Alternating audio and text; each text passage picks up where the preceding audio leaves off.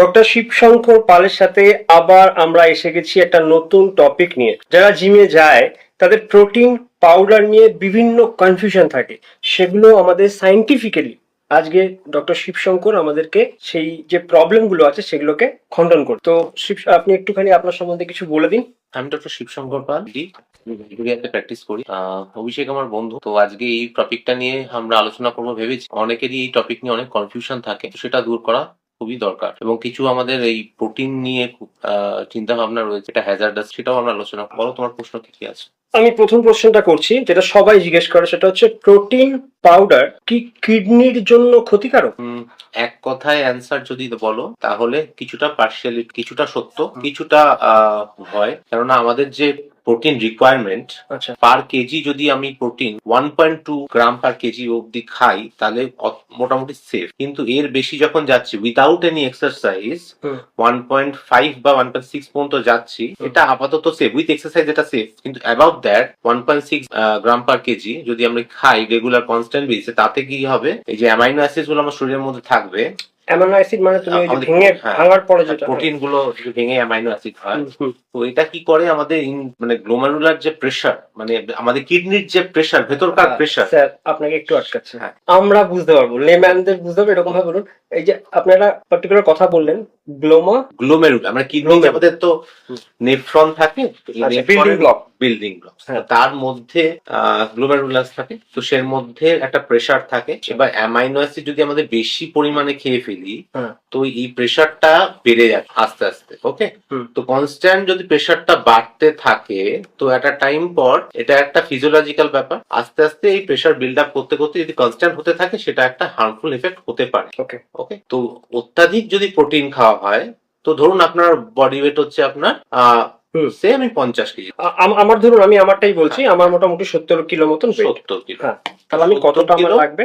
তো এটা ইন্টু 1.2, এটা ম্যাক্সিমাম আপনি যদি এক্সারসাইজ না করেন আচ্ছা, আপ টু 1.2 খেতে পারেন। মানে জাস্ট যা ওয়েট সেটা মাল্টিপ্লাই 1.2। মানে ইউজুয়ালি আমরা 0.8 থেকে 1.2 অবধি একদম সেফ জোনে আছি। আচ্ছা, অ্যাবাভ দ্যাট যদি আপনি এক্সারসাইজ করেন, সেটা আপনার মাসেল রিকভারির জন্য লাগবে আপ টু 1.6 ধরে রাখুন। কিন্তু 1.6 গ্রাম পার কেজির যদি বেশি খান রেগুলার কনস্ট্যান্ট বেসিসে, সেটা হার্মফুল এফেক্ট হতে পারে। আচ্ছা, ওকে, এটা খুব ভালো করে বুঝতে পারলাম। এটা একটা প্রবলেম হয়, কতটা খাবো কতটা খাবো না, একদিন বেশি খাচ্ছি একদিন কম আর খাচ্ছি। হ্যাঁ, এটাও একটা ব্যাপার বলা, আমি কতটা খাবো সেটা ডিপেন্ড করবে কিন্তু আমার টার্গেট বডি ওয়েটের উপর। ওকে, টার্গেট বডি ওয়েট বলতে আপনি যদি ব্যায়াম করেন, আপনার টার্গেট বডি ওয়েট ফিক্স করে সেই অনুপাতে আপনাকে খেতে হবে প্রোটিনটা। আচ্ছা, আমি যদি ধরুন 100 কেজি হয়, তাহলে আমি 100 কেজি ধরে তার প্রোটিন ক্যালকুলেট করবো না। টার্গেট আমার বডি ওয়েট যা থাকবে সেটা ধরে আমাকে মানে কমাবো কি বাড়াবো? হ্যাঁ, কমাবো কি বাড়াবো।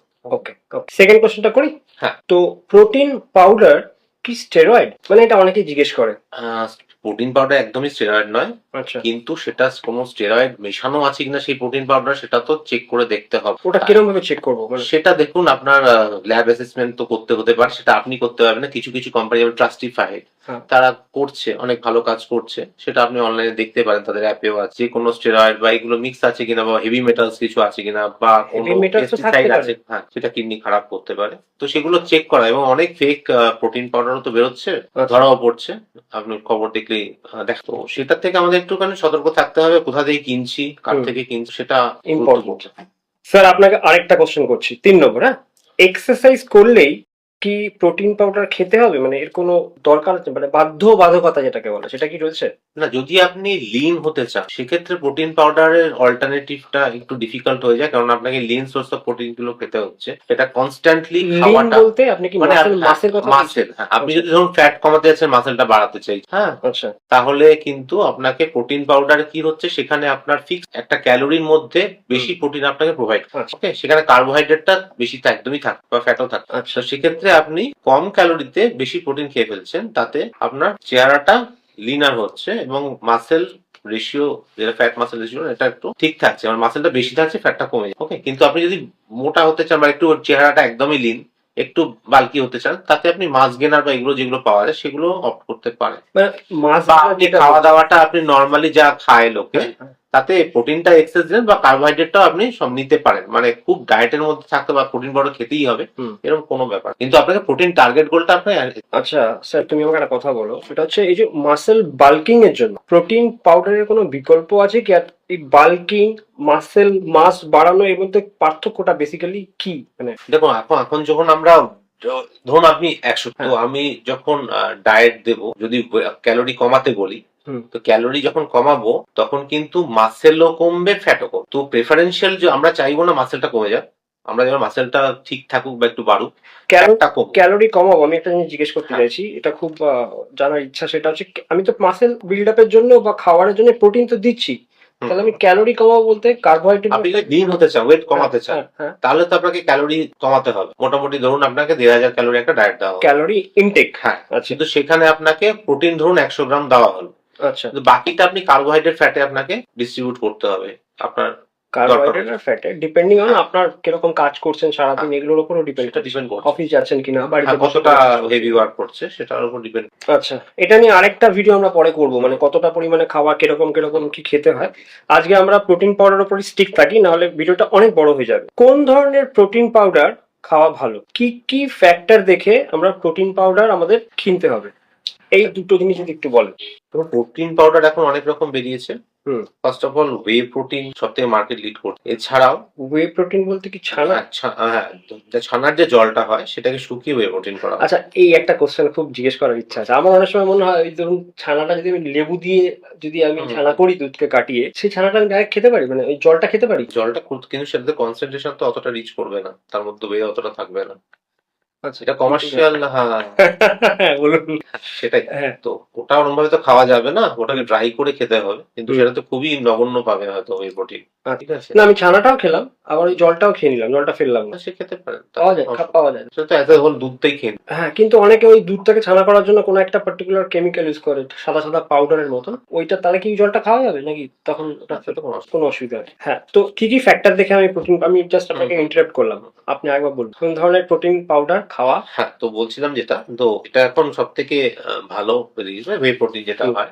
এছাড়াও আছে আপনার ইস্ট প্রোটিন বেরিয়েছে, এছাড়াও পি ব্রাউন রাইস প্রোটিন পাওয়া যায়, এছাড়া সয় প্রোটিন খুবই রেডিলি অ্যাভেলেবেল, ওটা চিপ প্রোটিন। ইস্ট প্রোটিন, তো ইস্ট প্রোটিন ওই নতুন এক বেরিয়েছে হয়তো, রণবীর প্রোটিন দিচ্ছে, মানে রণবীর সিং সুপার ইউ। হ্যাঁ, ওটা এখন নতুন বেরিয়েছে, যাই হোক। আচ্ছা, কিন্তু মেজরিটি যেটা আমরা ফ্রোজেন করলাম, সেটা কিন্তু ওয়ে প্রোটিনই বেশি লোক খায়। ওয়ের দামটা অনেকটা বেশি, এবার সেটা ডিপেন্ড করছে মানে কিরকম আপনি ওয়েটা নিচ্ছেন। ওয়ে তো ইউজুয়ালি 3 রকম পাওয়া যায়, কনসেন্ট্রেট, আইসোলেট বা হাইড্রোলাইজেড। প্লিজ এটা একটু লিখে রাখবেন, এটা কিন্তু যারা জানেন না, আমি বলতে চাইছি না যে সবাই জানেন না, যারা জানেন না, যেমন আমি জানতাম না, এটা আমি এখন লিখে রাখছি। হ্যাঁ বলুন। তো এটা হচ্ছে কনসেন্ট্রেট, আইসোলেট আর হাইড্রোলাইসেড যেটা হয়। হাইড্রোলাইসেড, তো এটাতে যেটা হয় কনসেন্ট্রেট, মানে পরিমাণ অফ ল্যাকটোজ ইন দ্যাট, মানে ল্যাকটোজ থাকে, তো ল্যাকটোজে অনেকে পেটের সমস্যা হয়, তো যার পেটের সমস্যা বেশি তাকে আইসোলেট বা হাইড্রোলাইসিসটা চুজ করতে হবে। ওকে, আইসোলেটে কম থাকে একদম, আর হাইড্রোলাইসিসে আরো কম, একদমই নেগলিজিবল থাকে। তো যাদের সমস্যা আছে বা আরো হাই ল্যাকটোজ ইনটলারেন্স যদি থাকে, তাহলে তাকে আইসোলেট বা হাইড্রোলাইসিস অপ্ট করতে হতে পারে। এটা দুর্ধর্ষ একটা ইনফো, সত্যি বলছি। জানো এটা ব্লোটিং ইস্যুজ একটা হয়তো, ওটা আমরা হতে পারে। হ্যাঁ, ওই কোশ্চেন আসছে আমি। এছাড়াও এটা খুবই একটু কস্টলি বলতে পারো, মোটামুটি 1 কেজির দাম প্রায় 2500 সামথিং প্লাস দাম হয়, 2 থেকে 3। সেটা আইসোলেটেড তো আরেকটু বেশি, ধরো 3-এর কাছাকাছি হয়ে যেতে পারে। আচ্ছা, তো যখন কিনবে তখন ওটা দেখে নেবে ওটা আইসোলেটেড কিনা বা হাইড্রোলেট, মানে আপনি যেটা বললেন যে 3খানা বললেন, ওটা লেখা থাকবে তো? ঠিক আছে। এছাড়াও সব থেকে চিপ এখন যেটা আছে পি ব্রাউন রাইস প্রোটিনটা খুব চল হয়েছে, তো সেটাও আপনি নিতে পারেন, তো সেটার দামটা প্রায় আর্ধেক। আর এটা ভেজিটেবল প্রোটিন সোর্স, কিন্তু এটাতে একটাই সমস্যা, যেটা এটা বায়ো অ্যাভেলেবিলিটি একটু কম হতে পারে, মানে অ্যাবজর্পশনটা একটু কম হতে পারে। আচ্ছা, মোটামুটি 10% কম হতে পারে, কিন্তু এজ আ হোল মানে শরীরে অ্যাবজর্পশন একটু কম হতে পারে যেহেতু ভেজ প্রোটিন, কিন্তু এটা কস্ট এফেক্টিভ এবং এতে কোনো ব্লোটিং হয় না। পার্সোনালি আমি এটা ইউজ করি এখন, তো আমি সেটা বলতো। তো স্যার তোমাকে আরেকটা কোশ্চেন জিজ্ঞেস করছি, তুমি ব্লোটিং নিয়ে যেটা বলছিলে সেটা নিয়ে একটা কোশ্চেন আছে। প্রোটিন পাউডার খেলে ব্লোটিং হয় কি, মানে ফুলে যাওয়ার ব্যাপারটা, বা তুমি যেরকম ভাবে আমাকে এক্সপ্লেন করলে খুব ভালো হয়, এটা নিয়ে আমার খুব আর প্রোটিন পাউডার যেটা আগে বললাম আমি, যদি ল্যাকটোজ থাকে সেটার মধ্যে, আচ্ছা। তো সেটাকে একটা ইনডাইজেশন হতে পারে, একটা গাট সেন্সিটিভিটি থাকতে পারে, হুম। তো একটু ব্লোটেড লাগতে পারে, পেটটা ভার বা গ্যাস হতে পারে। সেটার জন্যই আমরা ওই আদার্স যে আইসোলেট বা হাইড্রোলাইসেট বা পি ব্রাউন রাইস প্রোটিন বা ইস্ট প্রোটিন, সেগুলো আমরা এখন অ্যাডভোকেট করছি। হ্যাঁ, তবে সোয়া প্রোটিনটা খুব একটা বেশি না খাই ভালো, ডিউ টু এন্ডোক্রাইনাল ইস্যুস, মানে হরমোনাল ইস্যুস হতে পারে, তো আচ্ছা, সেটা অ্যাভয়েড করলে। তোমাকে রেফারেন্স নিয়ে একটা কথা বলছি, সেটা হচ্ছে ব্লোটিং বলতে আমি কি ঠিক বলছি? মানে ধরো বিয়ে বাড়িতে বেশি আমরা খেলাম, পেটটা হালকা হালকা একটুখানি মানে আনকমফোর্ট ফিল করছি, ফুলে রয়েছে, দ্যাট ইজ কল্ড ব্লোটিং, তো? আচ্ছা, এটা ভালো লাগে। বাহ, এটা আমার রীতিমতো জানার ইচ্ছে ছিল। অনেকে আমাকে এটা জিজ্ঞেসও করে। আমাকে এটা বলো, মোটা হয়ে যাওয়ার পিছনে বা অ্যাবডোমেন যে ফ্যাটটা জমে যায়, সেখানে কোনো রকম ভাবে প্রোটিন পাউডার দায়ী হতে পারে? যদি এক্সেস ক্যালোরি খাও, মানে তোর প্রোটিনটা প্রচন্ড বেশি বা দুবার দুস্কুপ নিচ্ছ বা বেশি ক্যালোরি তোমার ঢুকে যাচ্ছে, সেক্ষেত্রে আচ্ছা। হতে পারে। হ্যাঁ, কিন্তু সেটা ডাইরেক্ট ফ্যাট কনভার্ট হচ্ছে যখন তখন, মানে এক্সেসিভ প্রোটিন খেলে হয়তো ফ্যাট কনভার্ট হতে পারে সেটা কিছুটা, আদারওয়াইজ ইউজুয়ালি হওয়ার কথা। এবার আমি জাস্ট একটা লাস্ট কোশ্চেন তোমাকে করব। তাহলে তুমি কি সাজেস্ট করছো, protein powder is good for your health if you are doing exercise? সেক্ষেত্রে তোমার protein powder is good for health যদি আমরা we cannot stick to the diet proper, মানে it should not be, only protein powder, তোমাকে অন্যগুলো খেতে হবে, সেটার কথা বলছো? খাওয়া দাওয়াটা ঠিক রাখতে হবে। যদি আমরা খাওয়া দাওয়া মেনটেন করতে না পারি, সেক্ষেত্রে প্রোটিন পাউডারটা is an option, it is not a substitute of the food with that. ও প্রোটিন আচ্ছা। পাউডার তখনই আমরা ইউজ করি যখন আমরা কোনো কারণে করতে পারছি না, সে খাওয়া দাওয়াটা মেনটেন করতে পারছি, সেটা এজ সাপ্লিমেন্ট, সেটা আপনি ইউজ করতে পারলেন। কিন্তু ডেইলি যদি আমার গোল অ্যাচিভ হয়, আমার ক্যালোরি ঠিক থাকে, প্রোটিন গোল ঠিক থাকে, তাহলে প্রোটিন পাউডার খুব একটা নেসেসারি। যদি আমি চিকেন খেতে পারি বা এগ হোয়াইট বেশি করে খেতে পারি, আমার কোনো ইস্যুস না থাকে, তো আমি করবো। মানে তুমি ন্যাচারাল সোর্স এরকম ভাবে তুমি খেতে পারো। যদি আমি ভলিউম খেতে পারি, আমি যদি ভলিউম খেতে না পারি, পেটের সমস্যা থাকে, পেট ভার হয়ে আসছে, আমি ভলিউমটা ইনটেক করতে পারছি, তখন আমাকে প্রোটিন পাউডার দিকে যেতে হবে, অল্পর মধ্যে আমি তাড়াতাড়ি জিনিসটা কনজিউম করতে পারি। আচ্ছা, আর প্রোটিন পাউডারে তোমার যে মানে রিকভারি যেটা হয়, মানে ধরো তুমি, আমি বলতে চাইছি যেটা প্রোটিন পাউডার তুমি খাচ্ছ, তাহলে তোমার এক্সারসাইজের যে build up, muscle build up, সেটা কি নর্মাল খাবারের থেকে বেশি হয়? ধরো আমি নর্মাল খাবার খেয়ে চলেছি 1 মাস বা 2 মাস, সেক্ষেত্রে আমি প্রোটিন পাউডারটা খাচ্ছি 1 মাস বা 2 মাস, আমার স্ট্রাকচার ক্রিয়েশনটা কোথায় বেশি হবে? একটু বেশি রিকভারি এক্সপেক্ট করতে পারো প্রোটিন পাউডার একটু, হ্যাঁ, একটু, কেননা ওটা অ্যাভেলেবিলিটিটা একটু ম্যাটার। দুর্ধর্ষ দুর্ধর্ষ, খুব ভালো লাগলো এগুলো তোমার সাথে আলোচনা করে। আমরা পরের দিন ক্রিয়েটিন নিয়ে আরেকটা ভিডিও এরকম করব, যেখানে ক্রিয়েটিন সম্বন্ধে অনেক ধরনের কোশ্চেন মানুষের রয়েছে, সেগুলোর উত্তর দেবেন ডক্টর শিবশঙ্কর পাল সায়েন্টিফিক ওয়েতে। নমস্কার।